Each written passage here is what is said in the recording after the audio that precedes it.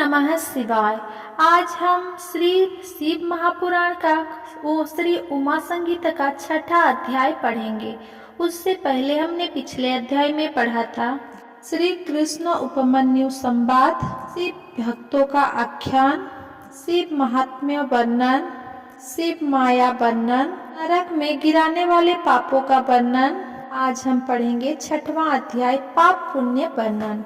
सनत कुमार जी बोले, हे व्यास जी, किसी भी बात पर घमंड या अभिमान करना, क्रोध, कपट और साधुओं से द्वेष रखना, किसी अन्य पर अकारण कलंक लगाना, शिवालय के वृक्ष और बगीचे में लगे पेड़ के फल फूल टहनियाँ तोड़ना एवं हरियाली को उजाड़ने वाली, किसी के धन को लूटने वाले अथवा किसी के धन धान्य या पशुओं को चुराने वाले, जल को अपवित्र करने वाले, स्त्री या पुत्र को बेचने वाले, अपनी स्त्री की रक्षा ना करने वाले, दान ना करने वाले, असत्य बोलने वाले, शास्त्रों के अनुसार कार्य ना करने वाले, दूसरों की निंदा करने वाले, पितृ यज्ञ व देव यज्ञ ना करने वाले, व्यभिचार करने वाले एवं भगवान में आस्था ना रखने वाले सभी मनुष्य पापी कहे जाते हैं।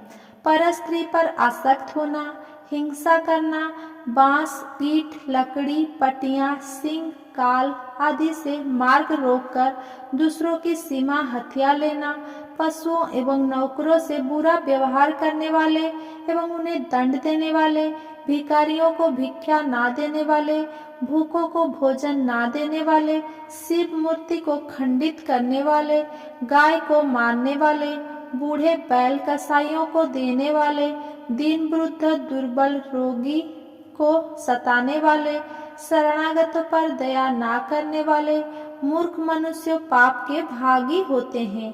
अन्याय करने वाले राजा, ब्राह्मणों से कर वसूलने वाले, गरीबों से छीनकर धन एकत्रित करने वाले मनुष्य नरकगामी होते हैं। ब्राह्मण कुल में जन्म लेने के पश्चात भी बढ़ई, वैद्य, सुनार, शिल्प करने वाले, ध्वजा बनाने का कार्य करने वाले मनुष्य भी पापी होते हैं। जो किसी अन्य स्त्री को चुराकर अपने घर में रखते हैं, महापापी होते हैं। नीति के विपरीत व्यवहार करने वाले, क्रूर, तेल, अन्न, पेय, शहद, मांस, मद्य, कमंडल, तांबा, सीसा, रंगा, हथियार, शंख आदि की चोरी करने वाले वैद्य, वैष्णव नरकगामी होते हैं। पशु, पक्षी, मनुष्य, दानव आदि सभी पापियों को निश्चय ही यमराज के अधीन जाना पड़ता है।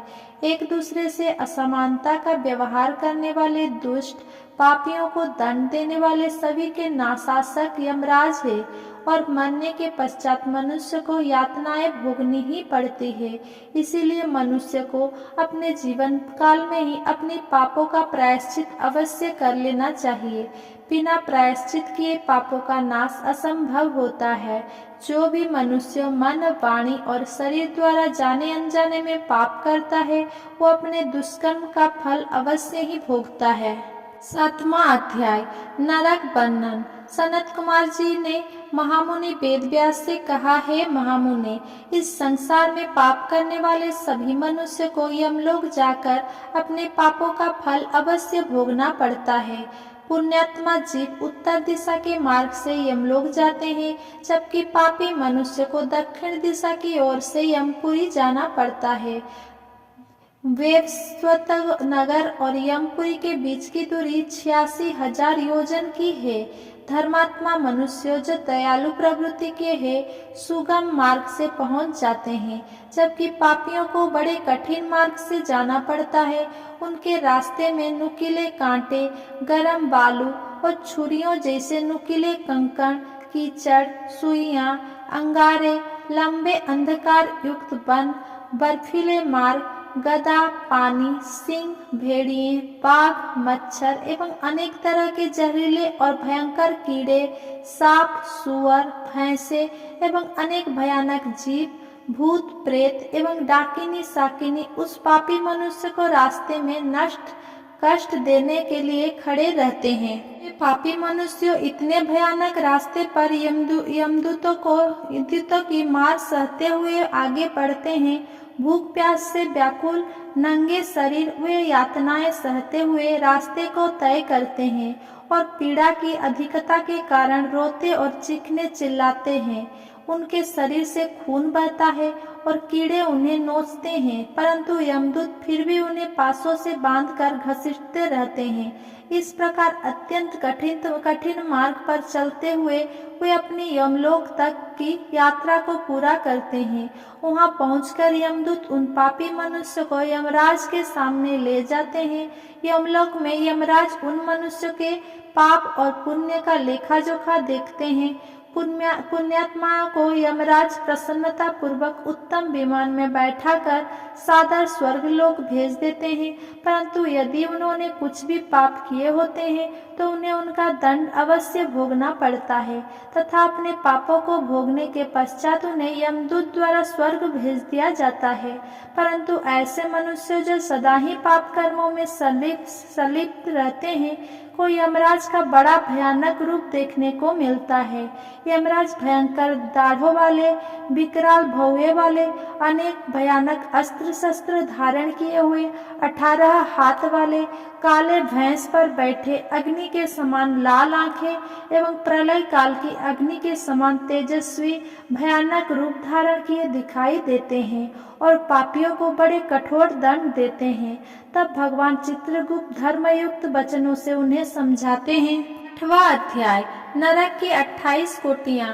सनत कुमार जी बोले, हे महामुनि व्यास, जब यमदूत पापी मनुष्य को लेकर यमलोक पहुंच जाते हैं तो वहां चित्रगुप्त पापियों को फटकारते हुए कहते हैं, पापियों, तुम अपने जीवन काल में सदा पाप कर्म करते रहे हो, अब उन पापों के फल भोगने का समय आ गया है।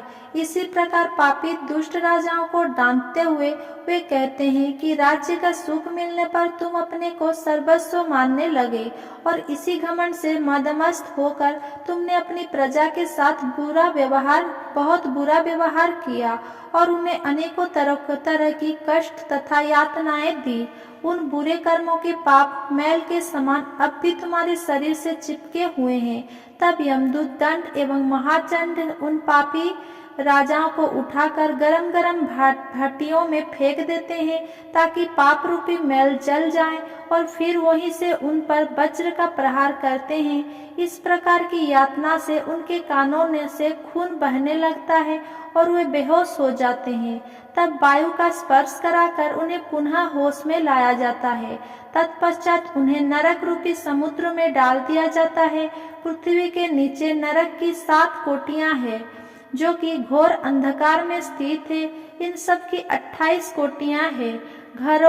घरा कोटि, सुघरा कोटि, अति घोरा, महाघोरा, चोर रूपा, तला, महाअंका, कालरात्रि, भयोतरा, चंडा, महाचंडा, चंड, कोलाहल, प्रचंड, चंड, नायक, पद्मा, पद्मावती, भीता, भीमा, भीषण, नायिका, कराला, विकराला, वज्रा, त्रिकोण, पंचकोश, सुदीर्घ, अखिलार्दित, रामभीम, रामलाभ, उम्रदीप्त, प्राय नामक ये 28 नरक कोटि है जो कि पापियों को यातना देने वाली है।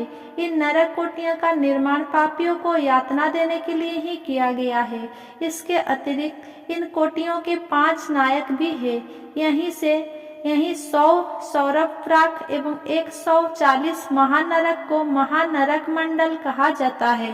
9वां अध्याय, साधारण नरक गति। सनत कुमार जी कहते हैं, जिस प्रकार सोने को अग्नि में तत्ता कर ही कुंदन बनाया जाता है, उसी प्रकार पापियों की जीवात्माओं को भी शुद्ध करने हेतु नरक की अग्नि में डाला जाता है। सर्वप्रथम पापियों के दोनों हाथों को रस्सियों से बांधकर उन्हें पेड़ पर उल्टा लटका दिया जाता है। उनके पैरों में लोहा बांध दिया जाता है ताकि दर्द से तड़पते हुए प्राणी अपने द्वारा किए गए पापों को याद करें। तत्पश्चात उन्हें तेल के उबलते हुए कढ़ाई में इस प्रकार भुना जाता है जिस प्रकार हम बैगन भूनते हैं। फिर उन्हें अंधकार युक्त कुओं में धकेल दिया जाता है जहाँ पर अनेकों प्रकार के कीड़े एवं भयानक जीवों उन पर चिपट जाते हैं। उन्हें नीचते और नोचते और खाते हैं। इस प्रकार पापी जीवों को अनेक प्रकार की यातनाएं भोगनी पड़ती है। फिर कुओं से निकालकर उन्हें पुनः नरक में फेंक दिया जाता है। वहां पर उनकी पीठ पर बड़े बड़े हथौड़ी से, जो कि तपाए हुए होते हैं, उनकी पीठों को छलनी कर दिया जाता है। कहीं उन पापी आत्माओं को आरी से चीरा जाता है। फिर उन पापात्माओं को मांस और रुधिर खाने के लिए बांध्य किया जाता है। इस प्रकार वे पापात्मा मनुष्य अनेकों कष्टों को भोगते हैं। उनका शरीर अनेक प्रकार की यातनाएं भोगता है। तत्पश्चात वे यमदूत पापियों को निरुद्धवास नामक नरक में डाल देते हैं। वहाँ रेत के भवन होते हैं, जो कि भट्टी के समान तप कर उन्हें पीड़ा पहुंचाते हैं।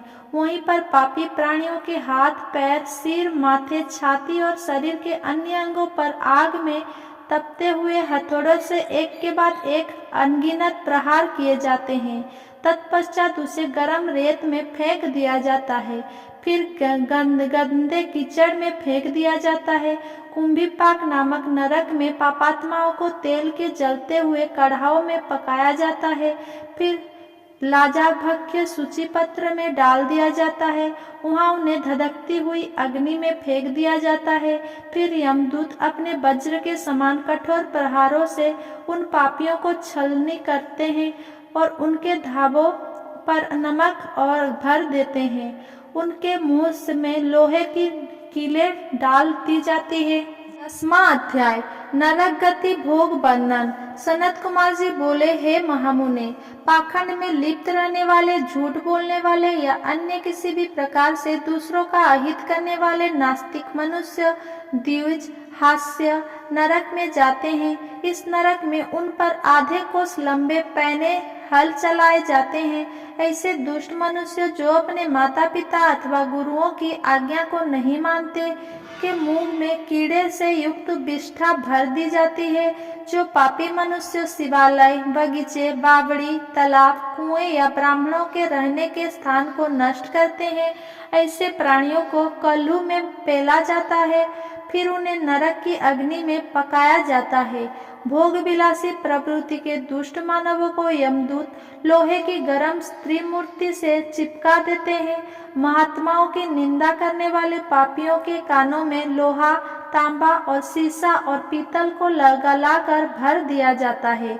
जो पापी कामी पुरुष बुरी नजर से नारी को देखते हैं, उनकी आंखों में सुई और गर्म शंख भर दी जाती है। जो पापी महात्माओं के दिए गए धर्म संबंधित उपदेशों की अवमानना करते हैं और धर्मशास्त्र की निंदा करते हैं, उनकी छाती, कंठ, जीभ, होठ, नाक और सिर में 3 नोकों वाली कीलें ठोक दी जाती है और उन पर मुद्गरों से चोट की जाती है। दूसरों का धन चुराने वाले, पूजन सामग्री को पैर लगाने वाले दुष्ट मनुष्य को अनेक प्रकार की यातनाएं भोगने के लिए दी जाती है। जो पापी धनी होते हुए भी दान नहीं करते और घर आए भिखारी को खाली पेट लौटा देते हैं, ऐसे पुरुषों को घोर यातनाएं सहनी पड़ती है।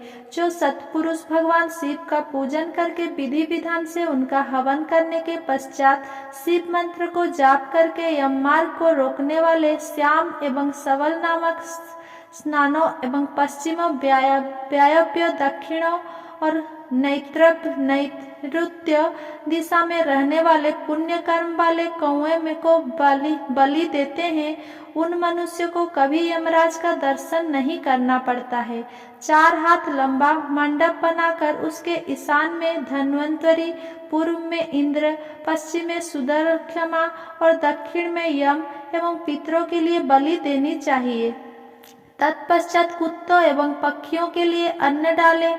स्वाहाकार, स्वाधाकार, बसटकार एवं हतकार धर्ममयी गाय के 4 स्तन है, इसीलिए गौ सेवा को आवश्यक माना जाता है और इसीलिए हम गौ माता की पूजा करते हैं। ऐसा ना करने वाले पापी मनुष्यों की अवश्य ही दुर्गति होती है और वे नरक को भोगते हैं तथा अनेक दुखों का सामना करते हैं।